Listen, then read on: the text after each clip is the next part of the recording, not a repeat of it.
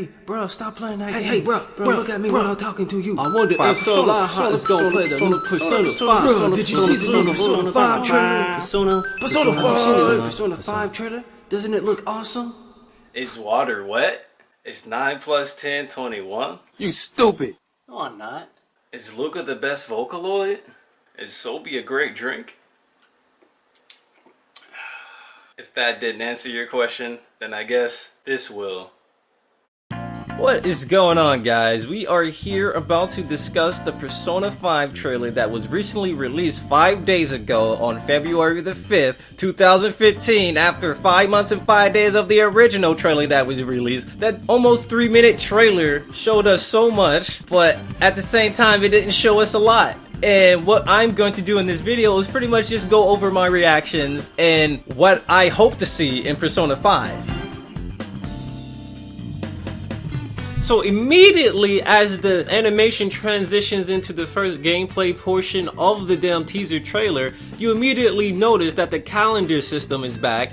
As you can see at the top left side of the screen, it displays the date, which is 4/11 Monday, which is usually near the start of each Persona game. So almost everything that happens in the trailer is on the first day, which is absolutely ridiculous. And if you were to look at the next calendar year, you would notice that a Monday would fall on the 11th of April in 2016. So that itself pretty much confirms that the time period between that game is going to be between 2016 and 2017, because most Persona games usually only last for about a calendar year. Because the calendar system is returning in Persona 5, I can only assume that social links are making a comeback as well. Recently, people have been speculating that social links would not be making a comeback because there was no menu option. Usually where social links are listed, it was replaced by cooperation, or it would usually say communication. People are speculating social links are removed from the game just based off of that. But I would say, what's the point of bringing back the schedule system if you're not going to bring back social links? The main reason why they had added the damn calendar system in Persona 3 as well as Persona 4 was because of social links.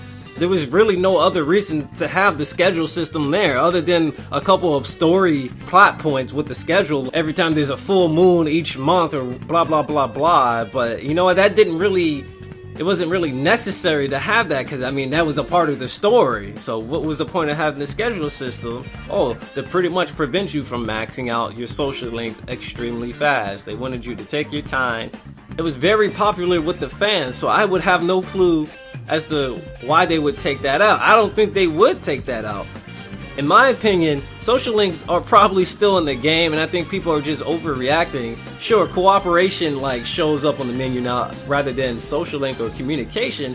Thing is, you can just go to cooperation and it could actually pull down another sub menu that would actually lead to your social links and display anything else that cooperation would display as well. Whatever that means, I don't know what that means. I doubt it's like an online cooperation mode. I doubt it. I mean, it's an RPG. A Japanese RPG with online cooperation. That'd be ridiculous.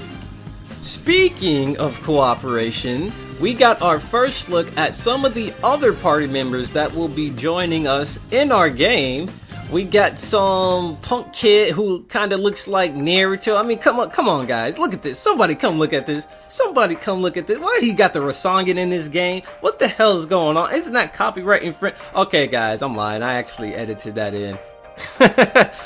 But in all seriousness, it looks like we got a carefree character. This guy looks very carefree. It also appears that Igor will be making his return into Persona 5, along with 2 new Velvet Room attendants who seem to be twins, perhaps? It looks like the Persona 5 main characters, Velvet Room, symbolizes a jail cell. And then we got some American-looking girl, and then we got some cat. And I have to say that all these characters absolutely look like deviants. If you were to, catch a glimpse of the artwork that shows up when they get an all-out attack, look at these people. They up to shenanigans, especially that cat. Look at this dude. This cat look like he'll just rob you blind. This dude look like he'll knock down your window curtains. This dude looks like he would just mess up any kind of recording you do if you record for YouTube. And look at this guy. He's got a rape face. The main character has a rape face. She's got her tongue sticking out. And this dude's got spiky teeth. What is this nonsense? These kids are some deviants. These are not the same party members from Persona 3 and 4. These are not carefree students. These are some shenanigan, up to no good, delinquent ass kids. They may be deviants, but they look like some damn good deviants with that artwork. Like, the artwork in this game is just nothing less than expected. And you expect it because they look Persona-ish. The characters look Persona-ish. And I like the style that happens when you get an all-out attack in the game. It just goes red, it goes to silhouettes, and then they start attacking up, down, left, right, diagonally. It looks pretty dope. And I like the in-game models. I am not surprised, but at the same time, I am hyped. The in-game models look so nice. They look very familiar to Catherine's models, where the models are very tall. They don't look very small or chibi-like in previous Persona games. The models are very well proportioned, and they just burst with color. And this is exactly what I've been dying to see in a Japanese RPG in recent years. I'm not just hyped about the models of the game either. Like the little small things they did in the menus, like the menu transitions. Like if you were to look at the user interface, it's so sleek and so smooth. You got the characters changing poses whenever you transition into a different menu screen. When developers put in this extra little effort for these small little things that turn out to be very stylish, I love them for that. I love when developers put in the additional effort to make their game look extremely crisp and clean like that. Like, I love those transitions they had at the shop when you're shopping or when you just open up the menu. I just love how this game looks. It looks clean as hell. And I was never worried about how this game was gonna look. I just knew they were gonna make it look good. Not much gameplay was exhibited during this teaser trailer. They showed like one battle and a little bit of dungeon crawling with some new mechanics that look very interesting and more entertaining than anything previously in Persona 3 or Persona 4 when it comes to dungeon crawling. So immediately what I want to talk about is the action platforming in a Japanese RPG. Yes, you can jump, you can bypass enemies with stealth. I can only assume later that you can get like some preemptive strike or assassin strikes field skill. I would only assume that they would do like some field skills in this game. Cause look at this, he's jumping from like a chandelier to another chandelier. And what's also cool, what I just noticed is that whenever he jumps, there's like a ripple effect. I'm not sure if that affects the gameplay whatsoever, but it's just one of those small things that the developers put in that just looks so cool. It's not like a regular RPG where you're just stationary walking and running away from enemies. But no, they actually spiced it up by allowing you to do dungeon platforming, getting the platform, sneaking by these enemies, jumping, escaping. They actually have you doing more than just running through a dungeon. It's not as simple as walking from the dungeon entrance and then getting to the damn end of the dungeon. You have to do other things now, it looks like. It looks like they're gonna have some interesting puzzles. I love it. I love that so much because it's more interactive, man. In these dungeons, so far from what I've seen, like the dungeons don't even look like they're gonna be snooze fest anymore. They look very interesting. They got hallways, open areas, you got doors you can go through, you got more to explore, it looks like, and that's gonna be very cool. So far from what I can see, this game's dungeons are probably gonna be the best dungeons that have ever been in the Persona game. I'm already calling it, dude. I'm already calling it. Now let's start talking about the battle gameplay. Not much was shown, but what I immediately noticed, like the first thing I noticed was the fact that you actually get two weapons in battle. It was right before they even showed any battle gameplay. In one of the menus, it shows that you get a main weapon and then a sub weapon. So it has me thinking they have deeper mechanics in this game than previous Persona 4 or Persona 3 games. Because whenever you get a sub weapon, it's usually like a ranged weapon. So they might have added like back rows and front rows in this game where you have to make the formation of your party and then pretty much match it to the enemy's formation. If there's an enemy in the back row, you gotta use your sub weapon to get, to attack them with a ranged weapon to be able to deal damage, because obviously your main weapon, which is like a close range weapon, won't be able to do as much damage to the guys in the back row. So you're probably going to want to use a ranged weapon, right? So it's pretty cool that they allow you to equip a main weapon and then a sub weapon, and then it looks like you get an accessory, and then you get to change costumes, of course. I bet you that's going to be some DLC stuff. Any money, there's going to be DLC costumes. I hope not. And another thing I noticed, before I just stop talking about the battle gameplay, is the fact that yes, that's right, they're not fighting random shadows, they're actually fighting Sandman and other personas, which is actually pretty cool because in previous Persona games, like Persona 3 and 4, you fought random shadows, you never fought a demon, aka a persona, but in this game it looks like you returned to fighting demons, because in Persona 2 you fought demons, you didn't fight shadows. I mean, technically you did fight like shadows, your other selves, for like a couple of boss fights, but you know what I'm trying to say, like main enemies you had to fight in Persona 2 were demons, and it looks like they're gonna have you fight demons in this game as well. But yeah, it looks like we are fighting demons in this game. No longer are we fighting phantoms, and it looks like, and instead of like the poopy shadows on the fields, it looks like we have to watch out for like these guys in phantom suits. Instead of like these puddles of shadows chasing you, we got these knights. We got these phantom knights, or these shadow knights, that can just walk up to you if they notice you and then attack you. It looks way better than those puddles of shadows. But that's pretty much it for the entire trailer reactions. There was one thing I didn't quite understand. Where were the personas at? Where were the personas? No one at all summoned a persona, and we didn't get one glimpse at a persona at all. It wasn't until like near the end of the trailer where I believe the main character could have been summoning his persona, perhaps even turning into a persona, or perhaps that was just his shadow. Like I said near the beginning of this video, there was a lot of info we got from this, you know, nearly 3-minute trailer, but at the same time, it wasn't a lot of info.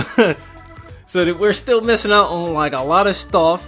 There were interviews that were made that went into detail about the plot, and I can go over it here a little bit. The game pretty much takes place in Tokyo, and apparently, instead of like going after, you know, murderers, going after to save the world, the game's theme is based on crime. The protagonist and his bros are pretty much just going out performing heists to steal stuff, and they're going to school at the same time. Does that not sound like something familiar to you, dude? Does that not sound like the Phantom Thief kid, just with allies this time? Like, that's ridiculous. It's very interesting, though. It's a very nice change of pace from the other Persona games. Persona 3, you had a very darker mood. Persona 4 was a more lighthearted, upbeat mood, and this one is just shenanigans. This one's Persona 5 is just all about shenanigans, apparently. This game cannot come out any faster right now. This is the game. This is automatically game of the year right here, dude. That's pretty much it for my reactions and what I thought of the trailer. I mean, what I want to go into now is just talk a little bit more about like what I would like to see in Persona 5. I myself would love to see a return of the fusion spells from Persona 2. Like, if they can just like figure out a way for you to learn new fusion spells way better than what you had to do in Persona 2, rather than like think of random combinations or whatever. Have it to where it's linked to social links. So let's say if you wanted to learn new fusion links, you would have to basically up your party members' social links, and then like once you get to like social link level 4, you get this new fusion spell you can use in battle, and you team up with that partner, and then you use a fusion spell or whatever. I would love to see a return of just fusion spells, even if it's just doubles or maybe not even triple fusion spells, because in Persona 2 you could do up to 5.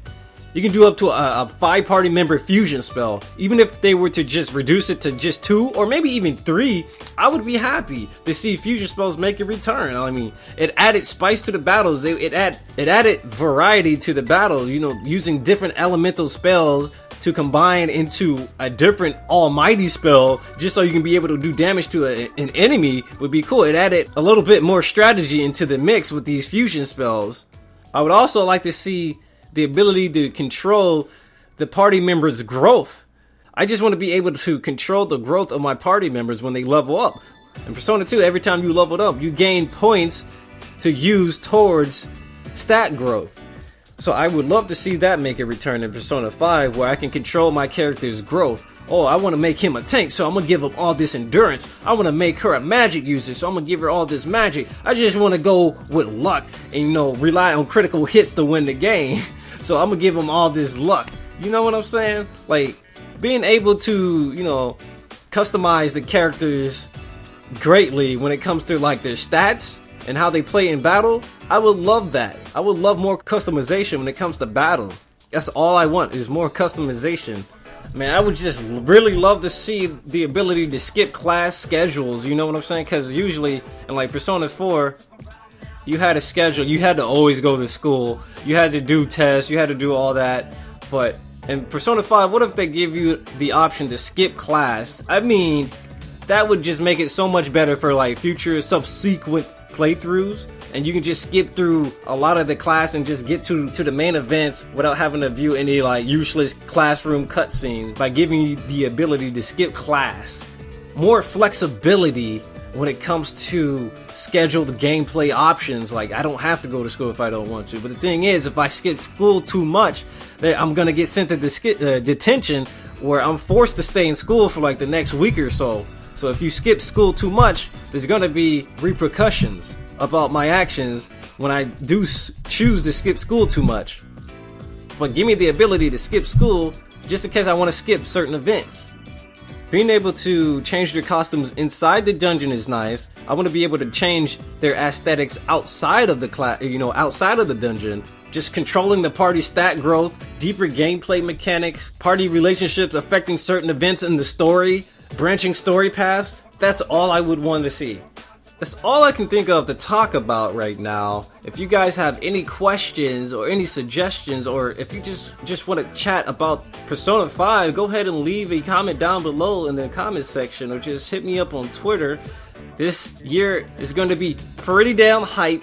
We got all these new Japanese RPGs coming out. This is the year of the Japanese RPG comeback. This is the JRPG comeback year. It's also my year of the sellout.